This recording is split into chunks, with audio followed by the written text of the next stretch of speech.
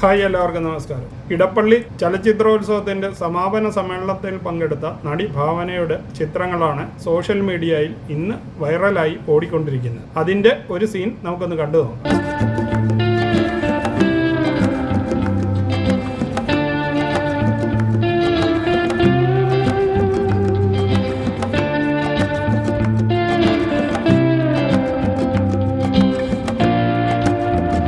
അപ്പോൾ ഇന്ന് ഞാൻ ഈ വീഡിയോ ഇടാൻ കാരണം തന്നെ ഈ ചിത്രവും ഇതിൻ്റെ താഴെ കണ്ട ചില കമൻറ്റുകളുമാണ്. ഈ ചിത്രം നിങ്ങൾ കണ്ടിട്ട് നിങ്ങൾക്ക് ഇതിൽ ഏതെങ്കിലും രീതിയിലുള്ള വൾഗാരിറ്റി തോന്നുന്നുണ്ടോ? ഭാവന എത്ര മോഡേണായി പൊതുവേദിയിൽ വന്നാലും വളരെ മാന്യമായി മാത്രമേ വസ്ത്രം ധരിച്ചു വരാറുള്ളൂ എന്ന് മലയാളികൾക്ക് മുഴുവൻ അറിയാവുന്ന കാര്യമാണ്. എന്നാൽ ഈ ചിത്രങ്ങൾക്ക് താഴെ വന്ന കമൻറ്റുകൾ കണ്ടപ്പോൾ മലയാളികളുടെ ഉള്ളിലുള്ള ലൈംഗിക ദാരിദ്ര്യം എത്ര കണ്ട് പുറത്തു വരുന്നു എന്നതിന് ഒരു തെളിവ് കൂടിയാണെന്ന് മനസ്സിലായി. നമുക്ക് ഇതിൻ്റെ 2-3 കമൻറ്റുകൾ കൂടി ഒന്ന് വായിച്ചു നോക്കാം. കീറൽ കുറഞ്ഞുപോയോ? എന്തൊരു മര്യാദയില്ലാത്ത കമൻ്റാണ് എഴുതി വിടുന്നതെന്ന് വല്ല ബോധവോ വല്ലതും ഉണ്ടോ? ഇന്ന് ഫേസ്ബുക്കാണ് അതിന് നമ്പർ 1 ഉള്ളത്. ഏതവനും എന്ത് തോന്നിവാസവും എഴുതി പിടിപ്പിക്കാവുന്ന ഒരു സ്ഥിതിയിലേക്ക് ഫേസ്ബുക്ക് മാറിക്കഴിഞ്ഞു എന്നുള്ളത് വേറൊരു കാര്യം.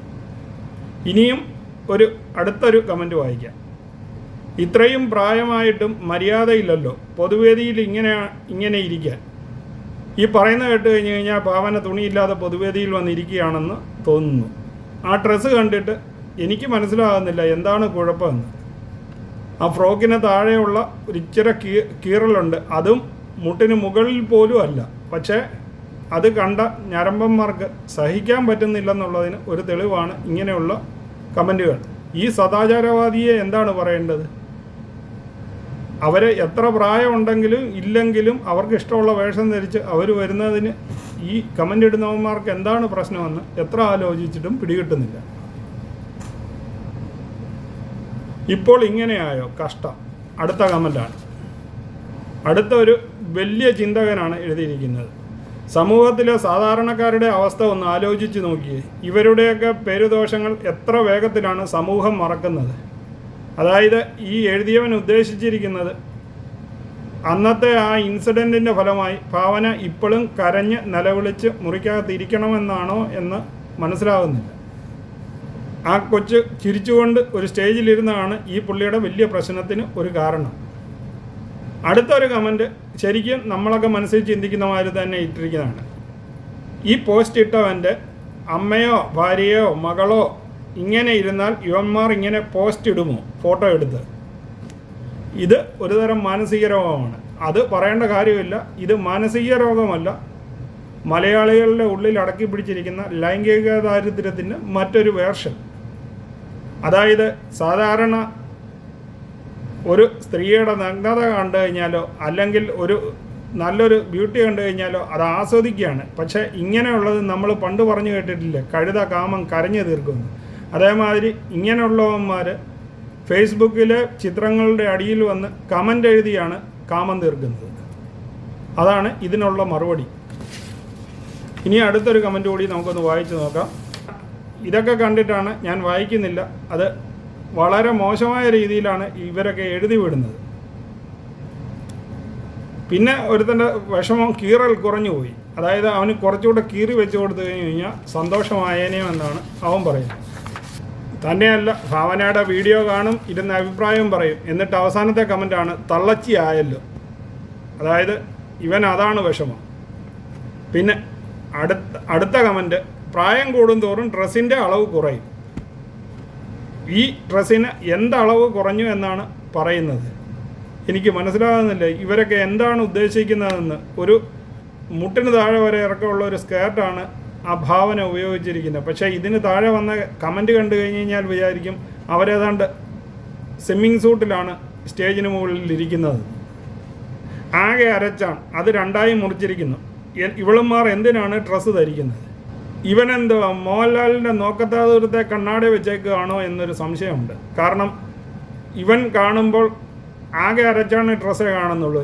നമ്മളൊക്കെ ആ വീഡിയോ കാണുമ്പോൾ ഫുള്ളായി ഒരു ഡ്രസ്സ് ധരിച്ചിരിക്കുന്ന ഭാവനയാണ്. പക്ഷേ ഈ എഴുതിയിരിക്കുന്നവൻ കാണുമ്പോൾ അരച്ചാൻ ഡ്രസ്സേ ഉള്ളൂ എന്നാണ് പറയുന്നത്. അതായത് സ്വിമ്മിങ് സൂട്ട് വേഷത്തിലാണ് ഭാവന അവിടെ ഇരിക്കുന്നതെന്നാണ് പറയുന്നത്. അടുത്ത കമൻറ്റ് വായിക്കാൻ വളരെ ബുദ്ധിമുട്ടുണ്ട്, വളരെ മോശമായ രീതിയിലാണ് എഴുതി വച്ചിരിക്കുന്നത്. അതുകൊണ്ട് അത് വായിക്കുന്നില്ല. ഇതിനോടൊക്കെ എന്ത് മറുപടി പറയണമെന്ന് ഒരു പിടിയും കിട്ടുന്നില്ല. കാരണം ഈ വീഡിയോ കണ്ടു കഴിഞ്ഞ് കഴിഞ്ഞപ്പോൾ അറ്റ്ലീസ്റ്റ് ഇതിനൊരു ഒന്ന് പ്രതികരിക്കണമെന്നെങ്കിലും തോന്നിയത് കൊണ്ടാണ് ഞാൻ ഈ വീഡിയോ ഇട്ടത് തന്നെ. ശരിക്കും പറഞ്ഞു കഴിഞ്ഞാൽ ഒരു ഫുള്ള് ഫ്രോക്ക് ഇട്ട് വന്നിരുന്ന ഭാവനയുടെ ഫ്രോക്കിൻ്റെ താഴ്ഭാഗം നടക്കുവാനുള്ള സൗകര്യത്തിന് കട്ട് ചെയ്താണ് ഇട്ടിരിക്കുന്നത്. അത് സ്വാഭാവികമായിട്ടും സ്കേർട്ടിന് അങ്ങനെയുള്ള കട്ടിങ് ഉള്ളതാണ്. അത് ഇരിക്കുമ്പോൾ അവർ വളരെ ശ്രദ്ധിച്ചാണ് ഇരിക്കുന്നത് കൂടി. പക്ഷേ അതാണ് ഈ പ്രാവശ്യം ഞരമ്പന്മാരായ അണ്ണന്മാർക്ക് ലൈംഗിക പിരിമുറുക്കത്തിന് കാരണമാക്കിയിരിക്കുന്ന ഒരു വസ്തുതയെന്ന് ഈ വീഡിയോയുടെ അടിയിൽ കണ്ട കമൻറ്റുകൾ കാണുമ്പോൾ മനസ്സിലാകും. എത്ര വൃത്തികെട്ട രീതിയിലുള്ള കമൻറ്റുകളാണ് ഈ വീഡിയോയ്ക്ക് താഴെ വന്നിരിക്കുന്നത്. നിങ്ങളൊന്ന് കണ്ടു നോക്കൂ.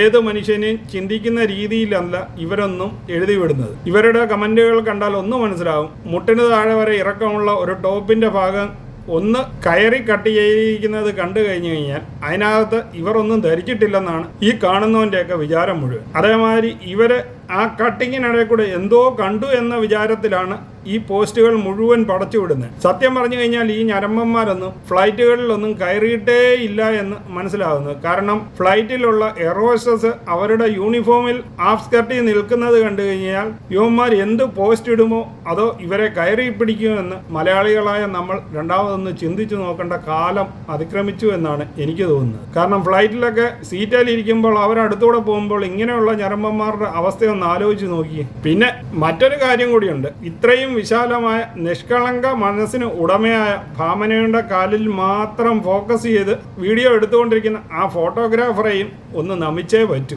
അതും വേറൊരു കാര്യം. നല്ല രീതിയിൽ ഡ്രസ്സ് ധരിച്ചു വന്നിരിക്കുന്ന ഈ ഭാവനയെ പോലും വെറുതെ വിടാത്ത നമ്മുടെ മലയാളികളുടെ ഈ ചിന്താഗതികൾ എന്ന് മാറുമോ എന്ന് കണ്ടറിയാം. ഏതായാലും ഇതിൽ വന്ന 1-2 കമൻറ്റുകൾ കൂടി ഇതോടൊപ്പം വെച്ചുകൊണ്ട് ഈ വീഡിയോ ഇവിടെ നിർത്തുകയാണ്. വീണ്ടും പുതിയൊരു വീഡിയോയുമായി കാണുന്നത് വരെ നിങ്ങൾക്കെല്ലാവർക്കും ഗുഡ് ബൈ.